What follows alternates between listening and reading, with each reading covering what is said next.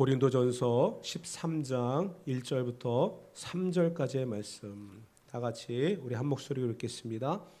내가 사람의 방언과 천사의 말을 할지라도 사랑이 없으면 소리나는 구리와 울리는 꽹과리가 되고, 내가 예언하는 능력이 있어 모든 비밀과 모든 지식을 알고 또 산을 옮길 만한 모든 믿음이 있을지라도 사랑이 없으면 내가 아무것도 아니요, 내가 내게 있는 모든 것으로 구제하고 또 내 몸을 불사르게 내줄지라도 사랑이 없으면 내게 아무 유익이 없느니라. 아멘. 사랑이라고 하는 단어는 참 우리가 익숙하지만 삶에 잘 적용하지 못하고 또 표현하지 못하는 그런 경우들이 굉장히 많습니다. 사랑이라고 하면 좀 우리하고 좀 거리가 먼 그런 외국의 문화가 아닌가 이렇게 생각을 하기도 하죠. 그래서 우리나라의 드라마에 영화에 이런 사랑을 표현하거나 아니면 주인공들끼리 서로 입맞춤을 하거나 이러면 굉장히 부끄럽고, 저도 어렸을 때 부모님들이 그런 장면 나오면 괜히 눈 가리기도 하고 그러셨거든요. 근데 지금은 그런 게 좀 자연스럽게 표현되어지지만 외국 드라마나 이런 데 보게 되어지면 I love you, 난 당신을 사랑합니다, 이런 표현들을 굉장히 많이 하거든요. 부모와 자녀 간에, 연인들끼리 그런 표현들을 굉장히 서스럼 없이 하는데 참 이 동양권에서는 그게 참 쉽지가 않은 것 같아요. 이 사랑이라고 하는 게 부담이 되기 때문에 그래요. 어떻게 보면은 다른 사람이 하는 사랑은 부럽고 다른 사람이 하는 사랑은 아름다워 보이는데 내가 하는 것은 굉장히 어디가 모르게 어색해 보이고 힘들어 보이기 때문에 우리가 이런 사랑을 잘 못하는 것 같습니다. 여러분들 부모와 자녀 사이에서 사랑한다는 표현을 참 많이 해보셨습니까? 아마 기억이 가물가물하실 경우가 많을 거예요. 왜냐하면 사춘기라고 하는 그 시점을 통해서 사랑이라고 하는 게 없어지거든요.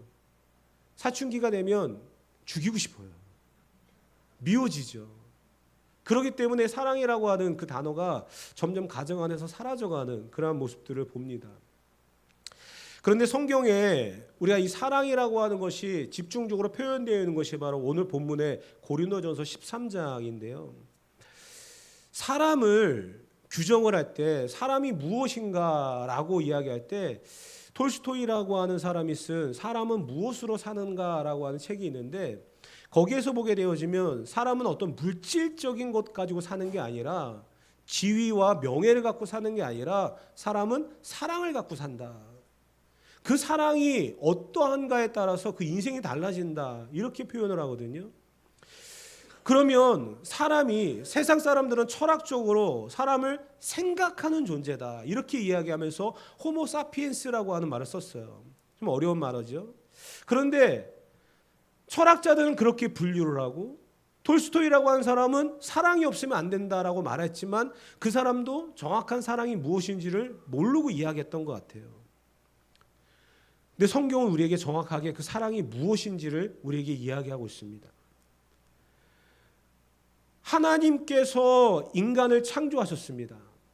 그리고 그 인간을 창조하시고 그 코에 생기를 불어넣으심으로 인해서 사람이 생명이 됐고, 그리고 하나님과 교제할 수 있는 그러한 은혜를 누리며 살아갑니다. 그러면서 하나님께서 사람을 지으실 때의 기초가 무엇이었냐면 하나님의 형상을 따라 지으셨다는 거예요.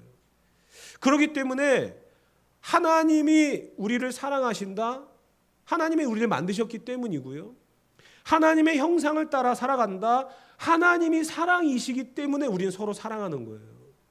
만약에 우리 안에 사랑이 없다고 한다면 하나님의 형상이 없는 거예요. 하나님이 없는 거예요. 그렇기 때문에 이 사랑이 굉장히 중요합니다. 결국 성경이 말하는 사랑은 하나님입니다. 하나님이 내 안에 있으면 사랑하게 되어지고요, 그 사랑은 상대방을 감동하게 되어진다는 거죠. 그런데 이 사랑이 왜 없을까요? 하나님의 형상을 따라 지음받은 사람에게 죄라고 하는 것이 들어왔다는 거예요. 하나님의 의와 지식과 또 그 능력이 우리에게 임해서 하나님과 교제할 수 있는 그런 특권과 은혜를 누리며 살아가는데, 죄라고 하는 것이 이 땅에 들어옴으로 인하여 하나님과 단절되게 만들었고 교제가 끊어졌습니다. 그리고 그 모든 것들을 다 가려버렸다는 거예요. 그러면서 하나님의 형상을 따라 지음받은 서로를 사랑하며 존경하며 살아가는 것이 아니라 그 사람의 죄만을 보는 거예요. 그 사람의 연약함을 보는 거예요. 그 사람의 수치를 보는 거예요. 그러다 보니까 상대방을 칭찬하거나 인정하는 것이 아니라 오히려 그 사람을 나보다 더 밑으로 깔고 앉아야 돼. 그래야 기분이 좋아지는 그러한 죄성이 가득한 사람이 되었다는 겁니다. 그러니까 결국 사랑에 대한 이야기를 할 때 우리가 기본적으로 가지고 가야 될 게 뭐냐면, 왜 내 안에 사랑이 없을까? 죄인이기 때문이에요. 그러면 어떻게 하면 하나님의 사랑을, 이 사랑을 내가 가질 수 있을까? 그것은 하나님을 먼저 만나야 된다는 거예요. 하나님을 경험해야 된다는 거예요. 그래야만 다시 우리가 하나님의 형상을 따라 지음받은 하나님의 사람으로서 세워지게 되고요. 그러면서 하나님이 우리를 지으신 원래의 목적, 서로 사랑하며 살아가는 그런 존재가 된다는 거죠. 아담과 하와를 만드셨을 때 그들이 벌거벗었으나 부끄러워하지 않았습니다. 그리고 그들은 동산에서 마음껏 뛰어다니며 그 자유를 누리며 살아갔습니다. 그러나 그들이 선악과를 따먹고 벌거벗은 것을 알게 되고, 그리고 그 자녀들은 어떻게 됩니까? 서로를 시기하고 미워하고 질투하죠. 가인과 아벨이 제사를 드렸을 때 아벨의 제사는 받으시고 가인의 제사는 안 받으시니까 형이 동생을 죽여버리잖아요. 그런 시기가 왜 등장합니까? 하나님의 형상을 잃어버리고 있기 때문이에요. 사랑이 식어버리고 없어지고 죄가 덮어버렸기 때문이에요. 그렇기 때문에 우리는 다시 이 고린도전서 13장을 묵상하면서 먼저 내가 죄인인 것을 깨닫고 내게 필요한 것은 하나님이다라는 것을 깨닫는 그런 시간이 되어지기를 축복합니다. 그래야만 우리 안에 이 사랑이 내 것이 되는 거예요. 다른 사람이 사랑하는 것은 구경하면 아무 의미가 없습니다. 그러나 내가 사랑을 해야 된다는 거예요. 내가. 본문이 강조하고 있는 것은 바로 그런 거거든요. 1절 말씀을 다 같이 한번 읽어볼 텐데요. 1절 말씀을 다시 읽어보도록 합시다. 내가 사람의 방언과 천사의 말을 할지라도 사랑이 없으면 소리나는 구리와 울리는 꽹과리가 되고. 참 여기 등장하는 사람이 멋있지 않습니까? 사람의 방언과 천사의 말을 하는 사람. 우리가 예전에 방언을 하기 위해서 기도원에 올라가 금식도 하고 막 나무도 흔들고 막 별적을 다 했거든요. 그리고 뭐 쫓아해보겠다고 할렐루야로 엄청 해보고 뭐 괜히 막 그냥 랄랄랄라 따라서 해보고 그 방언을 하려고 굉장히 노력을 했습니다. 부러웠죠. 그리고 천사의 말을 하는 사람도 있대요. 어떻게 보면 방언이라고 하는 게 천사의 말과 동급으로 해석할 수도 있습니다. 그러니까 천사의 말, 방언. 그런데 당시에 초대교회는요, 방언을 하는 사람들이 되게 많았는데 이 방언은 다른 의도가 아니라 그 지역에 맞는 언어들을 사도들이 할 수 있게끔 성령께서 붙들어 주셨다는 이야기거든요. 우리가 말하는, 우리가 알고 있는 그러한 방언이 아니에요. 당시에 방언을 주셨다. 성령이 그들에게 임함으로 말미암아 대화하는데 불편함이 없었다. 바벨탑에서 언어의 혼잡이 있었잖아요. 우리가 하나님 앞에 가자, 하나님처럼 높아지자 그 교만함으로 탑을 쌓았을 때 하나님은 그들의 언어를 혼란하게 만드셨고 다 흩어버리셨습니다. 그 혼란하게 만드셨던 언어를 성령께서 다시 알아듣게끔 만드셨다는 거예요. 그게 방언인데 우리는 방언을 은사로 생각했다는 거예요. 그리고 그것을 천사의 말이다라고 표현을 했는데, 이렇게 신비롭고 엄청난 은사도 사랑이 없으면 소리나는 구리와 울리는 꽹과리, 시끄럽다는 이야기예요. 천사의 말을 하는 그 사람의 소리도 시끄러운 소리로 들린다는 거예요. 사랑이 없으면. 두 번째 2절 말씀 다 같이 읽어봅시다. 내가 예언하는 능력이 있어 모든 비밀과 모든 지식을 알고 또 산을 옮길 만한 모든 믿음이 있을지라도 사랑이 없으면 내가 아무것도 아니요. 여기 보게 되면 두 가지가 나오죠. 예언하는 능력. 여러분, 예언하는 능력이 얼마나 부럽습니까? 선지자들이 예언을 해도 사람들은 듣지 않았고요. 그 증거를 보여줬을 때 믿었지만 소수였거든요. 하나님의 메시지를 전달했는데도 불구하고 그것을 듣지 않았습니다. 예언하는 능력. 지금도 사람들은 돈을 가지고 가서 무언가 듣기를 원하고 또 무언가 그 사람들의 그 말하는 거에 따라 행동하기를 원하죠. 아주 우스운 이야기가 있었어요. 2002년도에 대한민국에 뭐가 있었죠? 월드컵이 있었습니다. 온 나라를 빨간색으로 물들인 그런 때가 있었죠. 그때 한 점쟁이가 그랬대요. 붉은색을 조심하라고. 온 땅이 붉은색인데 그럼 어디로 가야 되겠어요? 이 나라를 떠나라는 얘기지 뭐. 그런 이야기 저도 얼마든지 할 수 있어요. 여러분들에게 예언을 할까요, 제가?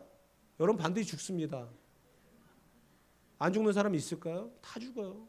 그런 예언은 누구나 할 수 있어요. 근데 사람들은 그러한 이야기에 집중하고 흥분을 하고 관심을 갖는다는 거예요. 예전에 무당이 예수님 믿고 구원받은 사람이 간증을 하는 거예요. 그 사람이 이런 얘기 하더라고요. 연말만 되면 사람들이 돈을 들고 와서 막 점을 친대요. 그 중에 목사님들도 있대요. 장로 권사님들도 있대요. 내년에 사업이 어떨까요? 물어보는 대박 나기를 바란다. 어떻게 하면 부적까지 써가는 사람도 있대요. 왜 그럴까? 사람들은 왜 그렇게 예언이라고 하는 무언가 특별한 거에 관심을 가지며 살아갈까? 막 말을 던지잖아요. 몇 년, 몇 월, 며칠 날 지구가 멸망할 것이다. 사람들은 막 혼란에 빠지죠. 안 그래요? 그런 일이 생기지 않았어요. 아닌가 보다. 끝나는 거예요. 왜 그런 말에 우리가 귀를 기울이는지 모르겠어요. 성경은 확실한 예언의 말씀입니다. 근데 이 예언의 말씀도 목회자인 저도 공식적으로 4년을 대학을 다니고 3년을 대학원을 다니고 그리고 강도사고시를 준비하고 목사 후보생으로서 준비해오는 이 모든 과정들 속에서 연구하고 준비하고 노력을 해도요, 이 예언의 말씀의 깊이와 넓이를 다 해석하지 못해요. 그런데 우리가 이 예언한다, 이 능력을 갖고 있다, 얼마나 대단합니까? 또 모든 비밀을 알고 모든 지식을 갖고 있대요. 또 산을 옮길 만한 믿음이 있대요. 여러분 산을 옮길 만한 믿음이 있으세요? 지금 당장 내 앞에 있는 문제도 해결 못하는데 산을 옮길 만한 믿음이 있으세요? 근데 그러한 믿음이 있어도요, 사랑이 없으면 아무것도 아니래잖아요. 사랑이 없으면. 3절 다 같이 읽어봅시다. 내가 내게 있는 모든 것으로 구제하고 또 내 몸을 불사르게 내줄지라도 사랑이 없으면 내게 아무 유익이 없느니라. 아멘. 구제하고 불사르게 내 몸을 내주는 헌신이 있어도요, 사랑이 없으면 아무것도 아니래잖아요. 우리는 사랑이 왜 없는가에 대한 이야기를 제가 서론에 먼저 드렸어요. 인간은 죄인이기 때문입니다. 하나님을 떠났기 때문이에요. 하나님이 곧 사랑이십니다. 그 하나님을 떠났기 때문에 우리에게 사랑이 없는 거예요. 그런데도 방언을 할 수 있고요, 천사의 말을 할 수 있어요. 예언도 할 수 있고요, 모든 지식을 갖고 산을 옮길 만한 믿음의 일들도 행할 수 있어요. 또 구제도 할 수 있고요. 그렇지만 그 안에 하나님이 없다는 것을 우리는 분명히 알고 살아가야 됩니다. 그래서 그러한 은사와 그러한 상황들이 중요한 게 아니라 실체, 내 안에 과연 사랑이 있는가. 그 사랑이 곧 하나님이라고 말씀을 드렸잖아요. 다시 말씀드리면 내 안에 곧 하나님이 계신가 안 계신가. 우리는 이 부분을 더 집중하며 본문을 볼 수 있어야 한다는 사실입니다. 하나님이 내 안에 계시는가 안 계신가. 하나님이 계시지 않은 상태에서 행하는 모든 일들은 어쩌면 이렇게 시끄럽고 혼란스러우며 또 모든 사람들에게 헷갈리게 만드는 그러한 결과들을 만들어 갈 것입니다. 결국 우리에게 중요한 것은 하나님이 내 안에 계시는가. 그리고 하나님이 내 안에 계시게 하기 위해서 내가 죄인인 것을 먼저 고백하고 회개하는 그러한 작업들이 필요하다는 거예요. 그래야만 진정한 사랑과 하나님께서 내 안에 머무실 수 있는 그러한 은혜가 있는 줄 믿습니다. 아무 유익이 없대잖아요. 사랑이 없으면, 하나님이 없으면 아무 유익이 없대잖아요. 그 사실을 우리가 묵상하면서 본문을 더 집중해 보아야 하는데요. 이제 다음 시간부터 보게 되어질 4절부터 7절까지의 내용은 우리가 너무나 잘 알고 있는 사랑은 무엇인가에 대한 내용들을 기록해 놨죠. 4절부터 7절 우리가 먼저 한번 읽어보고 계속 진행하도록 합시다. 읽어봅시다. 사랑은 오래 참고, 사랑은 온유하며 시기하지 아니하며, 사랑은 자랑하지 아니하며 교만하지 아니하며, 무례히 행하지 아니하며, 자기의 유익을 구하지 아니하며, 성내지 아니하며, 악한 것을 생각하지 아니하며, 불의를 기뻐하지 아니하며, 진리와 함께 기뻐하고, 모든 것을 참으며, 모든 것을 믿으며, 모든 것을 바라며, 모든 것을 견디느니라. 아멘. 저도 목회자로서 이 사랑, 고린도전서 13장을 참 오래전부터 계속 설교해왔고, 다시 이제 설교를 하게 되어지면서 또 묵상하게 되어지는 본문의 메시지가 이거예요. 사랑이 과연 무엇일까? 사랑은 시작과 끝이에요. 결국 4절부터 7절까지 나와 있는 것을 보게 되어지면 시작과 끝은 사랑은 먼저 오래 참아야 돼요. 그리고 견뎌야 됩니다. 부모가 되기 전에는 부모의 사랑을 이해를 못합니다. 자녀들이 항상 불만을 갖죠. 용돈에 대한 불만, 또 뭐 그 가정의 규칙에 대한 불만 많이 갖습니다. 왜 어느 친구는 용돈을 풍족하게 쓰는데 왜 나에게는 이렇게 항상 어려울까? 왜 옆에 있는 친구들은 통금 시간이 없고 외박도 자주 하고 막 그러는데 왜 우리 집은 그렇게 엄격할까? 부모가 되어보면 다 알게 됩니다. 왜 그랬는지. 그 입장에 서보지 아니하면 절대로 알 수 없는 게 있더라는 거예요. 오래 참고 견디는 그 사랑이 누구에게부터 시작되어졌을까요? 하나님이잖아요. 하나님께서 우리를 사랑하시되 얼마나 오래 참으셨겠습니까? 얼마나 오래 견디셨겠습니까? 저나 여러분들을 사랑하시기 때문에 구원하셨거든요. 근데 그 과정 속에서 하나님이 얼마나 우리를 버티시고 견디셨는지 여러분 스스로 깨닫고 계십니까? 그 사실을 안다고 한다면 이 말씀이 더 가깝게 내 것이 될 겁니다. 그 입장에 서봐야 된다는 거예요. 내가 그 입장에 서보지 아니하면 이해할 수가 없고 알 수가 없는 그러한 내용들입니다. 그런데 여기에 보게 되어지면 안 한다라고 하는 게 등장하죠. 시기하지 않고 투기하지 않고 자랑하지 않고 무례행하지 않고 안 한다라고 하는 게 굉장히 등장을 해요. 어떻게 보면 이 사랑이라고 하는 게 행한다, 사랑한다라고 하는 그거에 집중하다 보면 오히려 상대방에게 부담을 줄 수 있는 경우들이 있거든요. 내가 사랑하기 때문이야. 정말 이해하지 못했던 것 중에 하나는 사랑의 매였어요. 학교에서 선생님들이 몽둥이 하나에다 사랑의 매 해놓고 시험 끝날 때마다 한 문제 틀리면 한 대씩 해가지고서 막 맞았던 그런 기억도 나고 하는데, 사랑의 매, 정말 저기에 진짜 사랑이 담겨 있을까 막 의심도 해보고 막 그랬던 기억도 나는데, 정말 우리가 사랑한다 그러면 상대방에게 그 사랑이 부담이 되고 그 사랑이 상대방을 힘들게 만들면 한번 생각해 봐야 되거든요.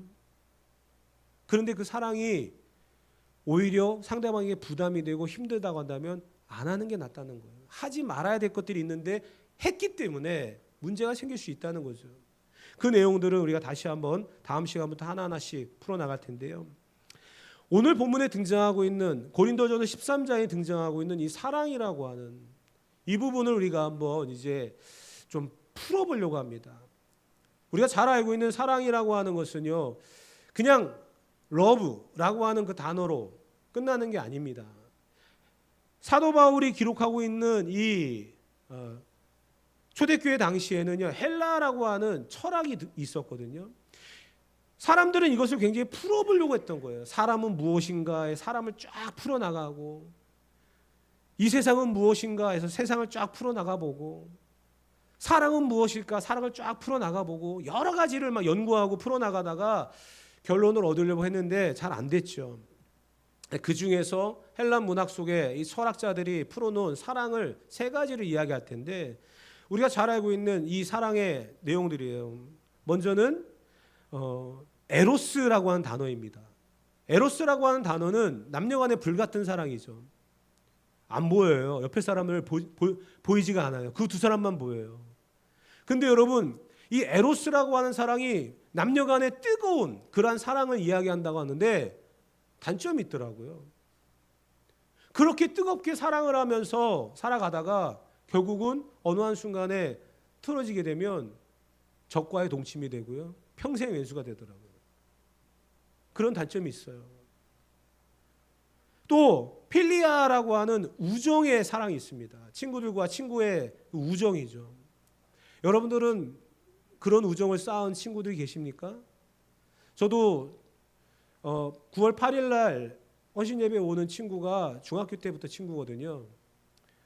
그 친구의 아버지는 목사님이셨고 그 목사님이 저희 교회 오시면서 그 친구도 이제 같이 따라왔어요. 그래서 그 같이 그때부터 친구가 되어졌고 이제 신대원 동기 또 그렇게 해서 이제 했고 그 친구의 와이프는 저하고 초등학교 동창이고요.